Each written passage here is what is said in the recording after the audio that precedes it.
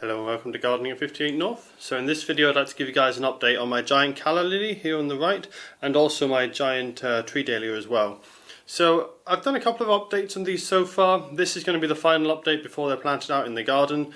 They're now basically getting too big and I'll need to go out in their final positions in the garden. Also, because the time of year, it's now about time for them to go out.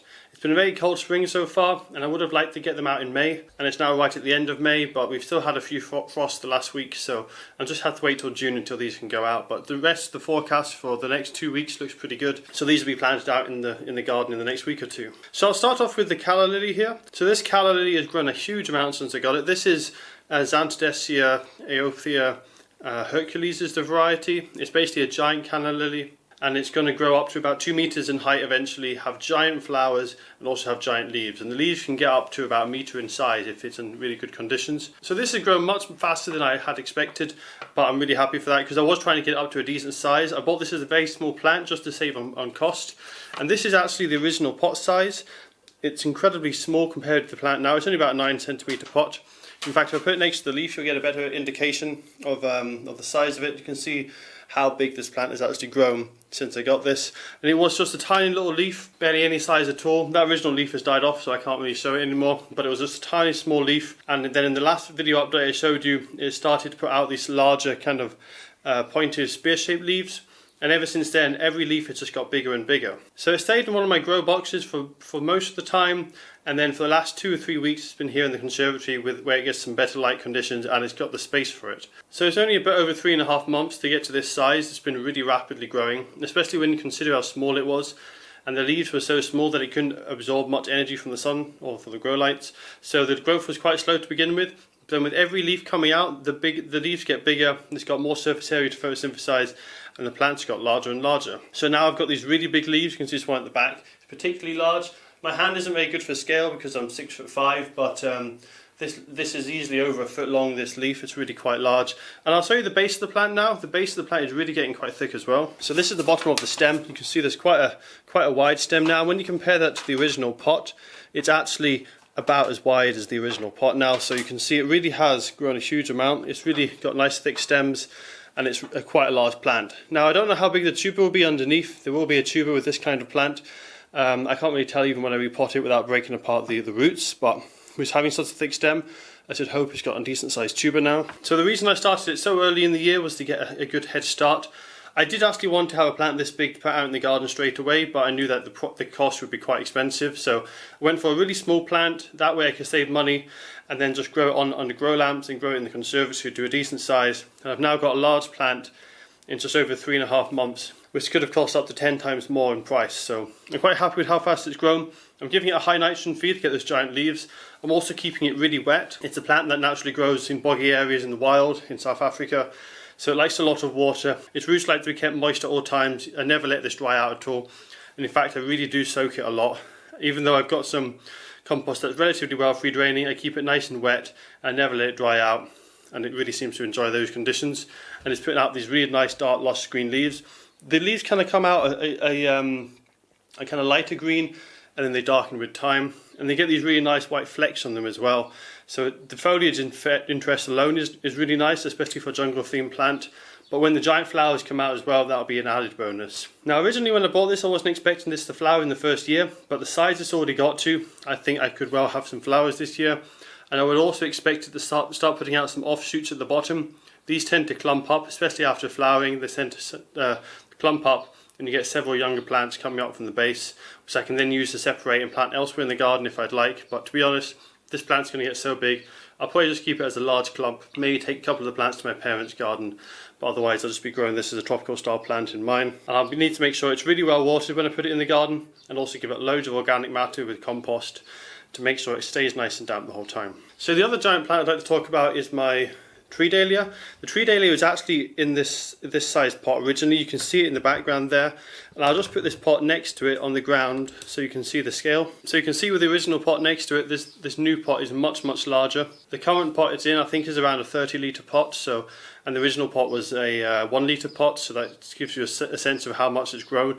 And it's actually pot bound at the moment. It desperately needs repotting. So the tree dahlia here is a species dahlia. It grows really big. It doesn't normally flower in my climate, but I'm going really for just a giant sheer scale of it and for the jungle theme. This might flower if I'm really lucky, and I'm hoping I might this year because I've kept it warm and got it to a decent size before I'm planting it out. And if it does flower, I'll have really large bright pink flowers November, December time. But normally, as I say, in my climate, the frost would kill it by then. So I'm hoping by bringing it forward, it might flower October, November. And if we get a warm autumn, I might well get some flowers on it. So it's a very tall plant, can grow to 5 to 8 meters in the wild. It'll probably grow to about 4 meters here if I'm lucky. But the growth has been truly exceptional. This one was actually completely dormant when it arrived. It was in that small pot. It just looked like a dead stick. That dead stick remained dead. It put up a couple of new shoots from the base. That initial growth was incredibly fast. It appeared over only about 1 or 2 weeks, and that's because it had a lot of energy stored in the tuber. The growth then slowed down once the tuber had used up all the energy, and it was just growing a bit slower with using the energy from the photosynthesis. It wasn't particularly fast growing from then on because the light levels were bad, but come March and April, when the light levels improved, I had it here in the conservatory, and it's put on a truly magnificent amount of growth. The growth did slow down temporarily. It got to about this height. It slowed down again because it needed repotting.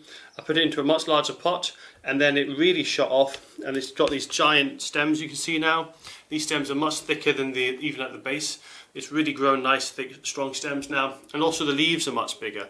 And in fact, the other day I had to cut the top off because it's hit the top of the conservatory, and to stop it from growing through the ceiling, I had to cut that off. So it will branch when I take it outside because I've taken off the growing point, but at least it won't be getting deformed on the top, and it will just be putting its energy into its roots until it's formed up some new shoots. So it's done really well. I'm really happy with how it's done. What I'll probably need to do is I'll need to stake it. It's going to be a very tall plant. It can be a bit susceptible to the wind. Its stems are quite woody, especially compared with normal dahlia plants, so it is quite tough, but I live in quite a windy country, so I will be staking this just to make sure it doesn't get damaged by the wind. I also have this on under a strong fan for 24 hours. I've turned it off now for the filming because it's quite noisy. But it's constantly got wind blowing against it just to toughen it up, get it acclimatized to the outside environment. So when I do plant it out, it shouldn't have a huge issue, and it will be able to contend with the wind without getting damaged. So there was 2 shoots. I've cut one off because I wanted to experiment with some grafting, and I put this. I've actually grafted another dahlia plant onto this. This is just a normal dahlia. Your kind of just one you have in the garden, only grows about 2 or 3 foot tall.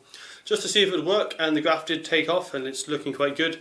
I go into a lot more detail about this in another video. I'll leave an iCard up now so you can have a look at that. But just to say that I did graft that other stem, that's why it's a bit shorter. But it's going to be interesting to see how that does, and if I get some flowers in there, I'll have 2 different types of dahlia flower on the one plant. So that's about it for this part of the update. I'm going to be planting this out later this week. Hopefully it's not going to get too badly disturbed by the wind. But what I've noticed from this plant so far is whenever the roots get constricted, the growth slows right down, the leaves get smaller and the stem gets thinner. As soon as you give it more space, it really takes off. So it really does seem to be dependent on the root space. And when I put this outside in the ground, and it's not going to have anything limiting how far it can grow its roots, I think this plant's going to go absolutely crazy and grow really big.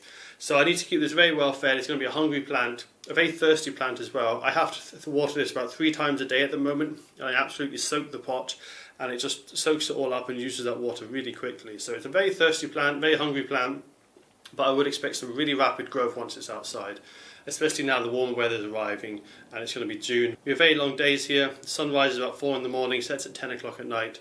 So it should be growing really quite well. So that's all for this update. I'll show you some pictures at the end of once it's planted in the garden, and hopefully these plants grow really huge and they'll last for several years. So whilst I was editing, I was going to show you some photos of this plant, but too much has actually happened since the original part of the video for me to explain in text, so I thought I'd actually do a quick video. This is where it's planted in the ground. What basically happened is because this plant was so large and heavy and difficult to bring in and out of the house, I couldn't give it the correct hardening off period. So I knew it would get a little bit of scorch, a little bit of wind damage, but I was hoping with the fan being on 24 hours it wouldn't be too bad. And when being in the sunniest part of the conservatory, I also thought it wouldn't be too bad either. But what happened is we had some particularly harsh UV levels here in Scotland. We basically had a whole week of constant sunshine and no cloud, which is a bit unusual here in Scotland. And you can see the leaves have got really badly bleached. Now some of them are worse than others. The ones at the top tend to be the worst.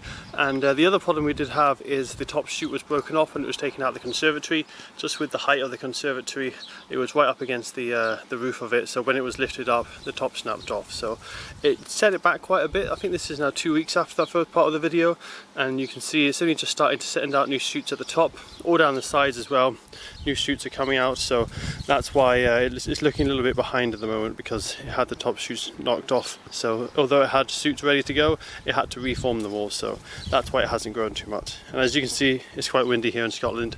This isn't a particularly windy day and it's getting a little battered about, and that's also why I had to cut back the top of my my grafted Dahlia just there, because that was actually rocking on the graft and getting at risk of being snapped off. And whilst I'm out here, I'd like to show you the giant Calla lily, which is still hardening off. That leaf that was slightly lighter in colour, that's actually the one on the right hand side there. As you can see, that's the biggest yet. It's growing really well, and it's definitely in desperate need of repotting. You can see the size of it compared with the size of the pot. It's definitely in need of planting, and I'll be planting this in the garden hopefully within the next week.